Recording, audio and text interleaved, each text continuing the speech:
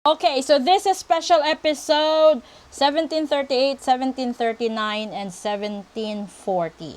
Ngayon, yung gagamitin natin is itong baraha ng orasan. No? Tanungin natin, gaano ba katagal or gaano kadali or kabilis natin matanggap yung mga blessing, magkaroon tayo ng solusyon sa mga manifestations natin, di ba? Sa mga hinihiling natin. Related dito sa first episode. So, panoorin nyo lahat-lahat. I-like nyo naman lahat-lahat ng videos ko para na rin na gumanda. Okay. First card, ang sabi, bukas, Friday. And then yung second card, ay, it goes with employment. And then third card, wow! Ito naman, mga bagong simula. Okay, ngayon, sinasabi dito, yung iba sa inyo, magkakaroon ng mga huling desisyon bukas. No? Ito yung parte ng panahon siguro na kaya nyo nang i-let go kung ano man yung mga problemang dinadala ninyo. Ito din yung panahon na makaka-decide na kayo na tatapusin ko na, puputulin ko na, i-let go ko na kung ano man yung nararamdaman ko at mga inaasahan ko na alam ko na hindi na rin darating. Tapos dito, no, itong second card is all about Aries.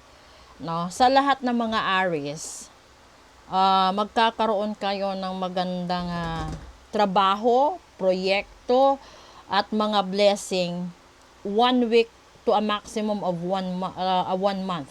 So, isang linggo, 1 week to 1 month from now, may mga blessings ang mga Aries.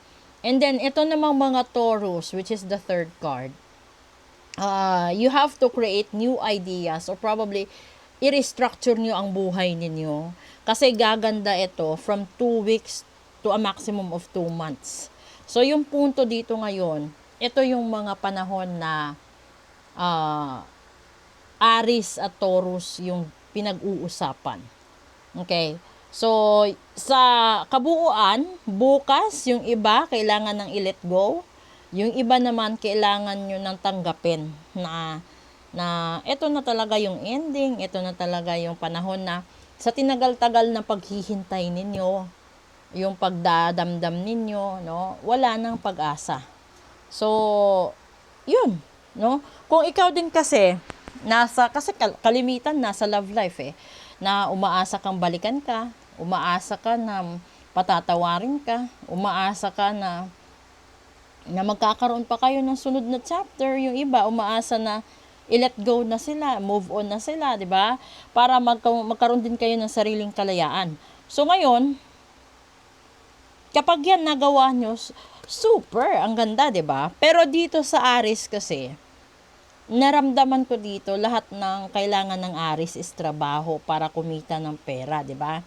So, posible nagagaan ang buhay ninyo 1 week to a maximum of 30 days from now.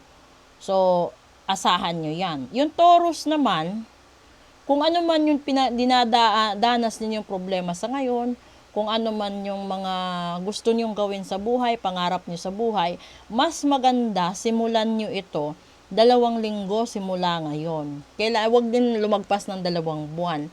So, ibig sabihin, kung may plano kayong negosyo, ay antayin nyo 2 weeks from now bago nyo umpisahan. Ganito din, alam nyo kung bakit? Kasi di ba patapos ngayon, patapos yung ghost month. So, probably, Aries and Taurus, both are April. Kalahati, Aries, kalahati, Taurus. So, this goes with March, April, and May.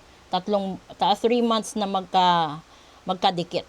Ito sila, may mga ganitong vibrations.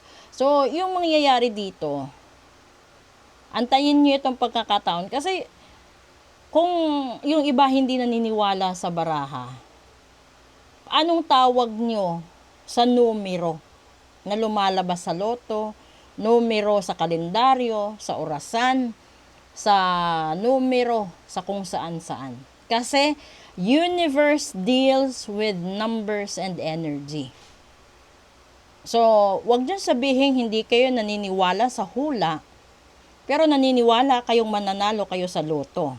Or maniniwala kayong mananalo kayo sa STL, sa wedding, or whatever na sugal. Dahil yung numero is galing kay universe. That energy or that number signifies different energies, different meanings in love, in money, in health, and situation. And numbers are connected with spirits.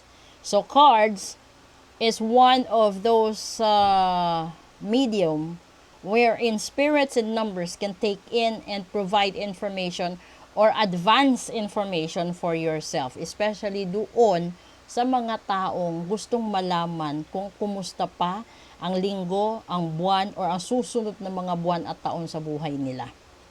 So kung nabigyan kayo ng mga magagandang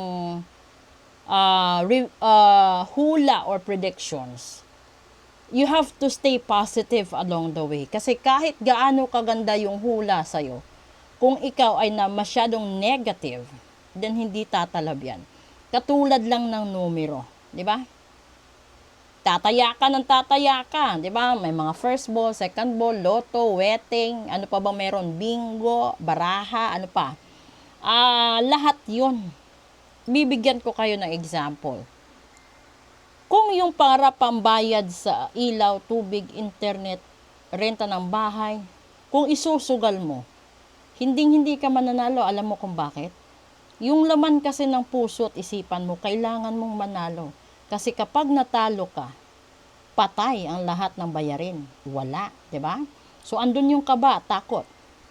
Kung hindi ka sugarol, tapos kumpleto yung pamamahay mo, may pagkain, good for 30 days, bayad ka sa bills mo, bayad sa lahat, 'di ba? So yung isusugal mo is yung extra. Posible mananalo ka. Alam mo kung bakit? Kasi clear yung path eh. Walang pag-aalinlangan, walang takot.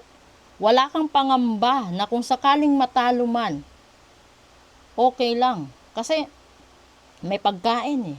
Nakabayad ka na ng bayarin mo. So yung pinakapangit, nagsusugal ka, tapos ang daming taong nagdadasal na mawalan ka ng pera, trabaho, hanap buhay, dahil marami kang utang sa kanila. So yung gagawin mo una sa buhay mo, magbayad ka ng mga utang mo. Pagkatapos nun, humingi ka ng tawad sa mga taong nasaktan mo.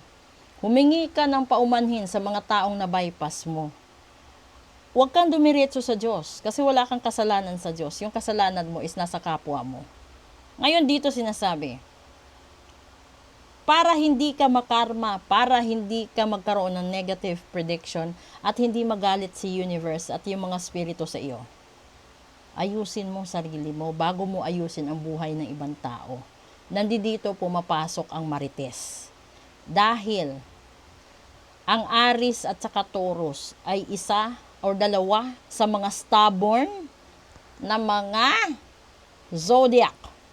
Ito yung mga tao na paiiralin talaga ang gusto nila sa ayaw at sa gusto ng mga taong kasama nila sa buhay. This type of people are very generous, no? Matulungin sa matulungin. Matalino sa matalino. They are the people na risk taker. They will provide you everything. Pero kapag ito nagtampo at nagalit, tatalikuran ka, wala nang balikan. Ito ang ugali ng Taurus at Aries na dapat nyong ingatan.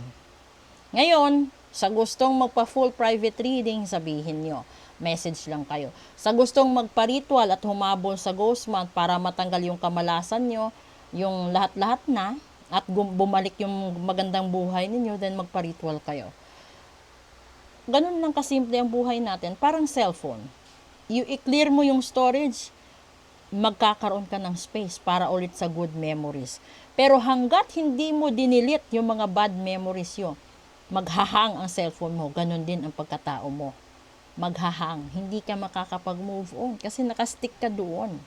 So if you want to be successful in life, learn from your mistakes and make it as a fuel for you to be able to survive. Not to be dependent to other people, but to be an independent person by yourself. Yun yung pinakamaganda doon. Laban mo yan. Huwag mong isabit sa iba. Huwag mong isandal sa ibang tao. Kasi ikaw